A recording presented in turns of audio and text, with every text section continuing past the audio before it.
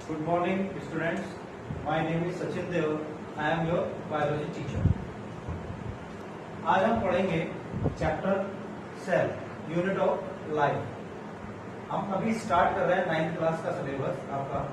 आप UP board हो, CBSE board हो, कोई सा भी बोर्ड हो, उसके लिए हम पहले से ही तैयारी कर रहे हैं 9th क्लास के ऑनलाइन क्लासेस। अब हम क्या करेंगे, क्वेश्चन के साथ साथ आंसर को भी साथ में देखेंगे, क्योंकि बहुत सारे स्टूडेंट ऐसे हैं जिनके अंदर क्या दिक्कत है कि क्वेश्चंस नहीं बना पाते बच्चे, या क्वेश्चंस का आंसर नहीं दे पाते। ठीक है, चलो तो हम करेंगे उसे स्टार्ट। सबसे पहले हम पढ़ेंगे difference between non living and living. ठीक है, सबसे पहला हमारा कोई चीज आती है, आजकल हम देख ही रहे हैं कोरोना वायरस चल रहा है। ठीक है, तो वायरस क्या है, लिविंग और नॉन लिविंग की प्रॉपर्टी। हम वायरस के बारे में पढ़ेंगे अभी। आज हम पढ़ेंगे difference between non living and living. आजकल हम देख रहे हैं कि बहुत सारे सरकार की, हमारी गवर्नमेंट बहुत हेल्पफुल है इस चीज के लिए कि वायरस चल रहा है हमारा कोरोना वायरस।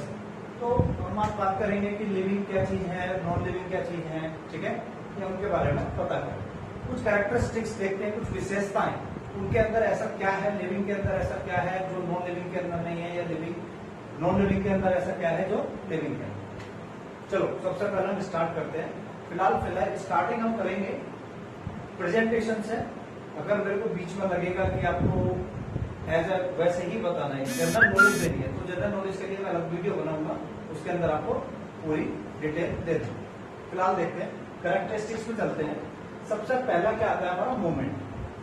हम जानते हैं कि कोई अगर किसी बच्चे से पूछा जाए कि भाई कौन सी चीज लिविंग है, कौन सी चीज नॉन लिविंग है, तो सबसे पहले वो बोलता है कि हाँ भाई हम सांस लेते हैं। सबसे पहले हम सांस लेते हैं, या हम बोल देते हैं कि मूवमेंट है। ये बहुत सारी चीजें मूवमेंट है, तो किस टाइप की मूवमेंट है, ठीक है, उसको हम डिस्कस करेंगे। फिलहाल हम डिफरेंस देख रहे हैं कि नॉन लिविंग और लिविंग के अंदर, दोनों के अंदर बीच की डिफरेंस है। सबसे पहले कैरेक्टर्स में चलते हैं मूवमेंट। देखो लिविंग के अंदर मूवमेंट होती है प्रेजेंट। ठीक है, लिविंग के अंदर जो भी है मूवमेंट, जो चलते फिरते हैं, या हम बोलते हैं कि हम हिल रहे हैं, डुल रहे हैं, जो भी चीजें हैं वो क्या है, प्रेजेंट होती है। जबकि नॉन लिविंग, एक हमारी चेयर है, एक मेरे पास मार्कर है, मार्कर को हम कहीं भी रख दें तो अपने आप तो मूवमेंट नहीं करेगा। हाँ, ऐसा हो सकता है कि अर्थक्वेक आए और उसमें क्या हो, हिले, तो वो हम उसको मूवमेंट नहीं बोल सकते। ठीक है, नहीं, उसको बताऊंगा डिटेल में मैं। फिलहाल क्या है, नॉन लिविंग कभी भी मूवमेंट नहीं कर सकता। नेक्स्ट आता है ग्रोथ। लिविंग के अंदर सबसे बेस्ट क्वालिटी जो होती है कि वो ग्रोथ करता है। आप सपोज करो कि आप कभी 3 साल के या 5 साल के बच्चे रहे हो, ठीक है, चाहे आप गर्ल्स हो चाहे बॉयज हो, आप क्या होंगे, 3 या 4 साल के बच्चे रहे होंगे, और अभी आप 13 या 14 साल के होंगे, तो आपका स्ट्रक्चर जो शरीर की बनावट है आपकी, वो पहले जैसे छोटे बच्चे की बनावट तो नहीं रही है। धीरे धीरे आपकी बॉडी बिल्ड हो रही है, मतलब कि जो बॉडी का आकार है, जो आपका शरीर है, उसमें थोड़ी थोड़ी सी क्या है, ग्रोथ आ रही है। ग्रोथ का मतलब वृद्धि हो रही है। ठीक है, वो किसकी वजह से हो रही है उसको भी हम डिटेल में पढ़ेंगे। तो ग्रोथ किसमें होती है, लिविंग में होती है। नॉन लिविंग में कोई भी ग्रोथ किसी भी तरीके की नहीं है। अगर एक मार्कर को मैं 5 साल में रखा रहता हूँ, तो इसमें किसी भी तरीके का ऐसा नहीं है कि इसके 2 मुंह निकल गए, एक मुंह निकल कर बाहर आ गया। ठीक है, तो ऐसा कुछ नहीं है। जो ये मार्कर है तो ये मार्कर ही रहेगा। नेक्स्ट क्या आता है, न्यूट्रिशन के बेस में देखते हैं।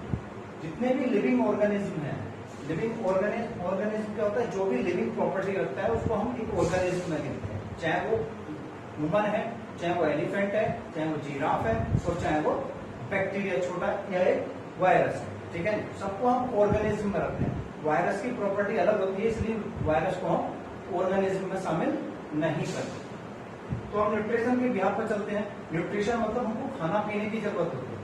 खाना पीना क्यों जरूरत होगी, क्योंकि हमारा शरीर बिल्ड होगा तो हमको खाने की भी जरूरत पड़ेगी। तो इसीलिए लिविंग में क्या होता है, प्रेजेंट होती है, या फिर हम बोलते हैं कि यहाँ पे खाने पीने की जरूरत होती है, तो इसलिए हमको खाने पीने की रिक्वायरमेंट होती है, जबकि नॉन लिविंग में नहीं होती है। एक चेयर है, वो कभी आप सब मांगती है कि आज मेरे को पनीर दे दो, या चाय पिलवा दो, या आज मेरे को पानी पिलवा दो, कुछ इस टाइप का कुछ नहीं होता। नेक्स्ट आता है रेस्पिरेशन, जो मैंने सबसे स्टार्टिंग में बोला कि यहाँ पे हम सांस लेते हैं। ठीक है, हमें ही सांस लेते हैं और कोई सांस नहीं लेता। प्लांट है वो भी रेस्पिरेशन करते हैं, हम है वो भी रेस्पिरेशन करते हैं। तो मैनी थिंग्स हैं, मैनी ऑर्गेनिज्म हैं जो इस टाइप की प्रॉपर्टी रखते हैं, वो उसको बताएंगे डिटेल में। अभी फिलहाल स्टार्टिंग है तो उसके बारे में बता देता हूँ कि रेस्पिरेशन मतलब कि हम अगर ह्यूमन की बात करते हैं तो हमको ऑक्सीजन क्या करनी पड़ती है, कैरी करनी पड़ती है, कहाँ के लिए, अपने शरीर के लिए, ठीक है, और CO2 को बाहर निकालना पड़ता है, ठीक है। जबकि ऐसा कोई भी प्रॉपर्टी नॉन लिविंग में नहीं होती है। कभी ऐसा सुना है कि हमें चेयर में से आवाज आ रही है कि वो सांस ले रही है? नहीं आती। नेक्स्ट आता है सेंसिटिविटी या कॉन्शियसनेस बोलते हैं। आप एक बात बताओ मुझे, जब हम कभी छुई के पेड़ के पास पहुंचते हैं तो उस पर हम थोड़ा सा झांकने के बाद और उसको थोड़ा सा स्टेप से हाथ लगाने की कोशिश करते हैं, तो थोड़ा सा भी टच हो जाता है तो अपने पत्तों को सुपेड़ लेते हैं। या आप सपोज करो आपका कोई कोलीग आपके साथ में बैठा हुआ है और वो अचानक सडनली कुछ भी नहीं, आप तो नॉर्मल बिहेवियर में बैठे हुए हो और वो अचानक से आपको ऐसा करके चमक दिखाया, तो आप क्या करोगे, अपना चेहरा हटाओगे। क्यों? क्योंकि आपको एक एहसास हुआ है, एक सेंसिटिविटी आई है आपके बॉडी में, ठीक है। वो सेल्स की वजह होती है जो सेंसिटिविटी आई है वो क्या है, कुछ नहीं है, कॉन्शियसनेस है। तो ये सबसे बेटर एग्जाम्पल है लिविंग और नॉन लिविंग, जो कि आप किसी भी चेयर पर लात मार दो, कभी कुछ नहीं बोलेगी, कभी किसी चीज जो भी नॉन लिविंग प्रॉपर्टीज आती है, साइकिल हो गई, मोटरसाइकिल हो गई, आपका टेबल हो गई जिसको आप बैठ कर पढ़ते हो, ठीक है, ये सारी क्या है, नॉन लिविंग प्रॉपर्टी है। तो इनके अंदर कोई भी कॉन्शियसनेस किसी भी टाइप की हमको देखने को नहीं मिलती। नेक्स्ट आता है रिप्रोडक्शन।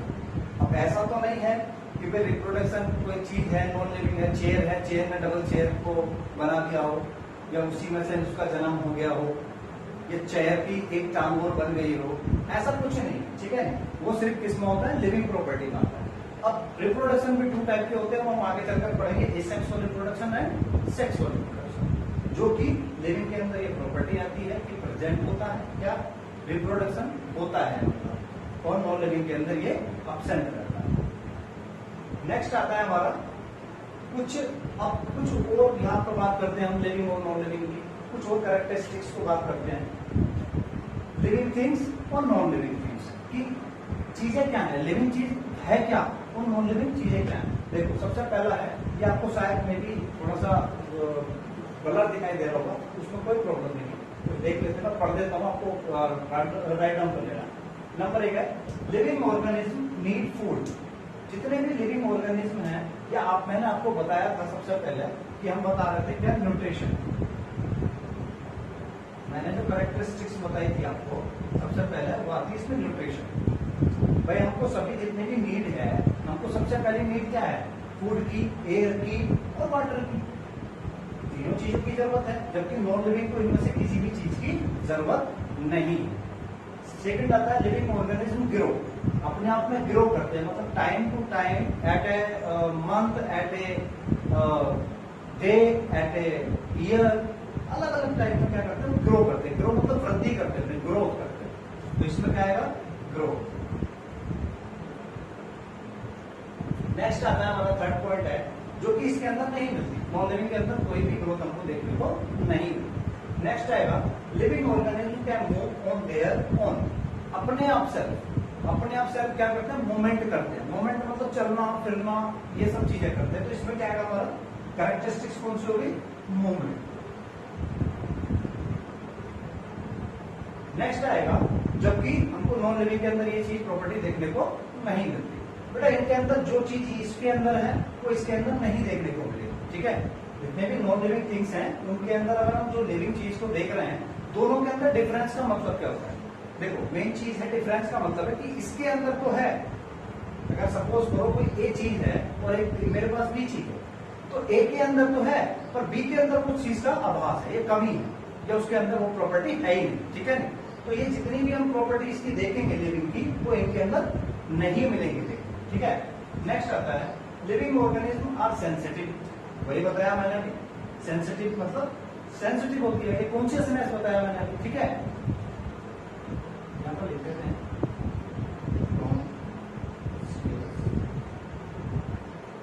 कॉन्शियसनेस, ये नेक्स्ट प्रॉपर्टी होगी इसकी, ठीक है, जो कि इसके अंदर कोई भी हमको किसी भी तरीके की सेंसिटिविटी नहीं दिखाई देगी। नेक्स्ट आता है response to change around that. अब आप एक बार बताओ, जैसे ही आपको कुछ सर्दी लगती है, ठीक है, सर्दी लगती है, हम क्या करते हैं, जर्सियां पहनने स्टार्ट कर देते हैं, मम्मी ठंड लग रही है, मम्मी ये हो रहा है, मम्मी वो हो रहा है, मम्मी मुझे आपके आगे बैठाओ, ठंड ज्यादा लग रही है, हीटर लगाओ, हीटर में बैठना है मुझे, तो इस टाइप की प्रॉपर्टी ये क्या सब कॉन्शियसनेस सेंसिटिविटी को बताती है। अभी गर्मी है, मेरे को पसीना आ रहा है, तो ये सब चीज क्या है, मुझे पता चल रहा है ना कि मेरे स्वेट निकल रहा है मेरी बॉडी से, तो क्या है कि गर्मी है बाहर, इस चीज का हमको पता है। तो वो सब चीज किस बात है, कॉन्शियसनेस, जो कि इसके अंदर कोई भी चीज इस तरीके की नहीं होती। नेक्स्ट आता है लिविंग ऑर्गेनिज्म रिप्रोड्यूस देमसेल्फ, अपने आप रिप्रोड्यूस करते हैं। अपने आप रिप्रोड्यूस मतलब कि आप इसमें दो तरीके की प्रॉपर्टी लेके चलेंगे, एक सेक्सुअल, एक होता है एसेक्सुअल। तो जैसे जैसे टाइम आएगा आगे हम पढ़ते चले जाएंगे, सेक्सुअल और एसेक्सुअल के दोनों की कैरेक्टरिस्टिक्स को आपको बताते चले जाएंगे, ठीक है। जबकि नॉन लिविंग में ऐसी कोई भी प्रॉपर्टी नहीं है। नेक्स्ट आता है लिविंग ऑर्गेनिज्म रेस्पायर, रेस्पिरेशन बोलते हैं हम।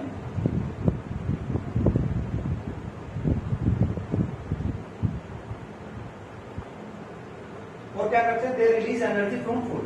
अब जब हम खाना खाते हैं तो खाने का मतलब ये नहीं है कि हमको एकदम से कोई चीज खा लिया हमने, तो उसका क्या होता है, खाने को ब्रेक डाउन किया जाता है छोटे छोटे पार्टिकल्स में। अब उस खाने के द्वारा हमको क्या मिलती है, एनर्जी। अगर ह्यूमन की बात करें तो हमको किस फॉर्म में मिलती है, एटीपी की फॉर्म में। एनर्जी किस फॉर्म में मिलती है, एटीपी की फॉर्म में। और वो कौन देता है हमको, माइटोकॉन्ड्रिया। तो आगे पढ़ेंगे हम धीरे धीरे। एनर्जी फ्रॉम फूड, अब क्या होता है, हमारी बॉडी क्या करती है, जब हम फूड को लेते हैं या फूड खाते हैं तो वो क्या होता है, हमारी बॉडी में जाता है। जाने के बाद माउथ से गया, माउथ के बाद हमारे स्टोमच में गया, स्टोमच में क्या होता है, थोड़ा थोड़ा पाचन होता है, उसके बाद इंटेस्टाइन में गया। तो क्या होता है, उसके छोटे छोटे पार्टिकल्स मतलब छोटे छोटे भागों में उसको तोड़ा जाता है। तोड़ने के बाद क्या कहता है, उसको माइटोकॉन्ड्रिया तक ले जाया जाता है और एक सेल के पास जाता है। उसमें क्या होता है, रिलीज एनर्जी, मतलब कि फूड से हमको क्या मिलनी है, एनर्जी। एनर्जी रिक्वायर करते हैं उसके बाद, और वो किस फॉर्म में करते हैं, एटीपी की फॉर्म में, ठीक है। वो नेक्स्ट लेक्चर में अभी आगे बताएंगे जैसे जैसे, ठीक है। नेक्स्ट आता है हमारा लिविंग ऑर्गेनिज्म एक्सक्रीट। अब क्या होता है, अब सपोज करो कि आप सुबह जब सोकर उठते हो तो आपकी मम्मी कहती है बेटा फ्रेश हो जाए। क्यों हो जाता है, क्योंकि हमने खाना खाया। खाना खाया तो इसका मतलब उसमें वेस्ट मटेरियल भी था कुछ, ऐसा तो नहीं है कि 100% जो हमने खाना खाया है उसमें 100% ही एनर्जी हो। या आप एक सपोज करो कि आप जब कोई टैबलेट खाते हो तो टैबलेट में सपोज करो मैंने तो बता दिया एंटीबायोटिक है कोई, ठीक है। तो एंटीबायोटिक जब हम देखते हैं, एंटीबायोटिक क्या करते हैं, माइक्रो ऑर्गेनिज्म को किल करते हैं, जो छोटे छोटे बैक्टीरिया वायरस होते हैं इनको किल करने का काम।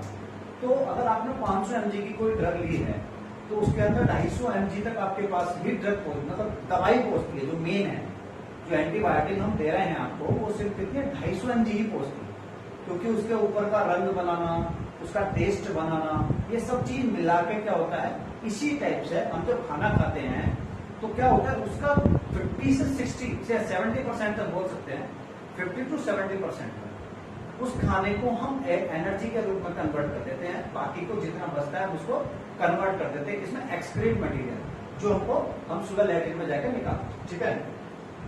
दे get rid of waste material from their body, और क्या करते हैं, उसको हम अपनी बॉडी से थ्रू आउट या बाहर निकाल देते हैं, ठीक है। ऐसा नॉन लिविंग में नहीं है। नेक्स्ट आता है living organism have a definite life span after which they die. अब क्या होता है कि हर एक लिविंग ऑर्गेनिज्म जो भी हम देख रहे हैं या हम ही हैं, हमारा एक लाइफ पर्टिकुलर होती है कि भी एक ह्यूमन को बोला जाता है कि 60 इयर्स में अब जो है रिटायर्ड हो जाओ, और जो ह्यूमन की एज मानी जाती है वो 70 के करीब एक नॉर्मल रेंज मानी जाती है। ऐसे तो 120 साल तक भी कोई जीता है, कोई 35 साल तक ही जीता है। ये सब डिफरेंस आपस में, मतलब एक न तेरा ना मेरा, हम बीच की एज लेते थे, ठीक है। नहीं क्या अभी ना तेरा है ना मेरा है, ठीक है, ना तो स्टार्टिंग की है और ना एंड की, तो बीच की एक हम रिटायर्ड एज मानते हैं। उससे भी 10 साल एक्स्ट्रा देते हैं कि आप इसके बाद एक तरीके से क्या है कि ह्यूमन की एज जो है वो 70 ईयर्स तक मानते हैं, ठीक है। तो क्या होता है, एक लाइफ स्पेन है। अब आप किसी भी नॉन लिविंग चीज को रख दो या आप अपनी बुक को ही रख दो, उसकी 50 साल तक रख के रहने तो 50 साल तक उसको क्या बिगड़ रहा है, कुछ भी नहीं बिगड़ेगा उसका। हाँ क्या है, हम में चेंज आता चला जाएगा, बूढ़े हो जाएंगे, फिर लाठी के सहारे चलेंगे। तो इस टाइप से क्या है, एक डेफिनेट लाइफ स्पेन होता है, ठीक है। डेफिनेट मतलब कि पर्टिकुलर एज तक का टाइम पीरियड होता है, ठीक है, जो कि नॉन लिविंग में ऐसा नहीं होता है। जैसे example they have a definite life cycle, हमारी क्या है, एक पर्टिकुलर लाइफ साइकिल है। पहले छोटे बच्चे से, उसके बाद थोड़े मैच्योर होने स्टार्ट हुए, उसके बाद फिर कॉलेज ज्वाइन किया या स्कूल ज्वाइन किया, फिर देन उसके बाद स्कूल ज्वाइन किया, स्कूल के बाद हम क्या नौकरी करी, नौकरी के बाद रिटायरमेंट लिया गई। तो हमारी भी लाइफ साइकिल है। देन क्या होगा, हमारी डेथ होगी, डेथ होने के बाद फिर कोई नया आएगा, फिर वही लाइफ साइकिल घूमेगी, देन अगेन अगेन वही स्टार्टिंग। नेक्स्ट आएगा हमारा, जो कि इसके अंदर हमको देखने को नहीं मिलता। नेक्स्ट आता है living things are made up of living sales.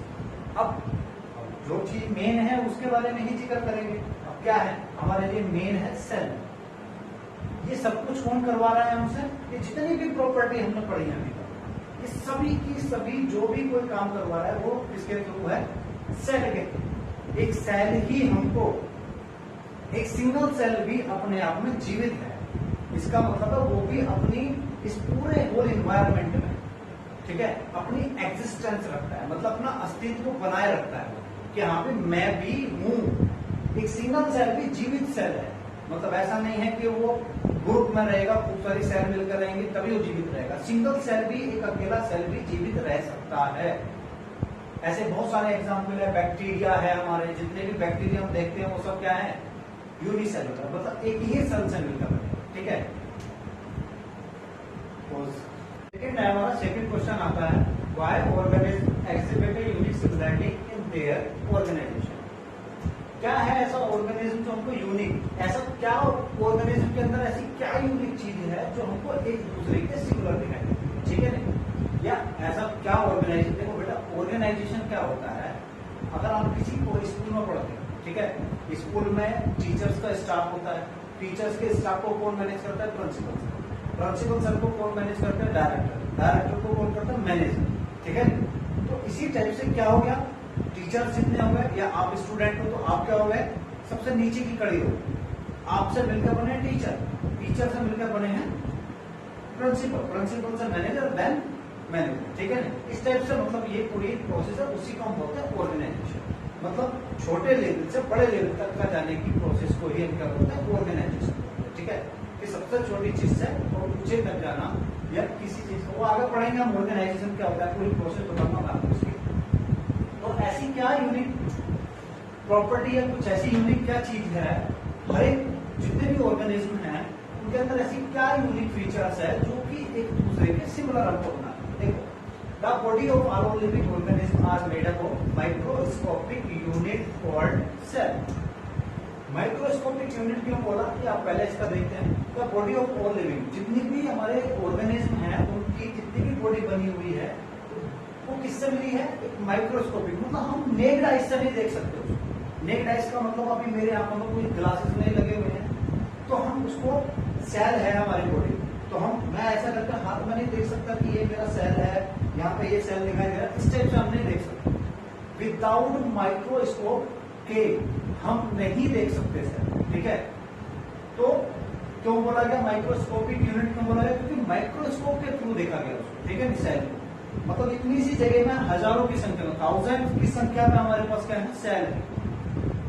और हमारा जो अब लिखा है, each of us has about 50 million cells, 50 million cell मिलते, एक नॉर्मल रेंज मानी है ना आपकी ना मेरी, स्टेप से एक नॉर्मल रेंज मानी है कि जो भी ह्यूमन है वो 50 मिलियन सेल से मिलकर बनते हैं, या उससे ज्यादा इनॉर्गेनियस रहता है, नंबर्स में वेरी करता है। अगर कोई 6 फुट, मेरी 6 फुट लंबाई है तो मैं अलग वेरी करता हूँ, किसी के 4 फुट लंबाई है उसकी अलग वेरी करता है, और 5 फुट वाला अलग वेरी करता है, और अकॉर्डिंग टू वेट भी वेरी करता है। अब किसी का 70 किलो वजन है, किसी का कम है 35 किलो वजन है, तो दोनों के अंदर वेरी करता है, ठीक है, क्योंकि सेल की संख्या 70 किलो वाले में ज्यादा होगी और 35 किलो वाले में कम, ठीक है।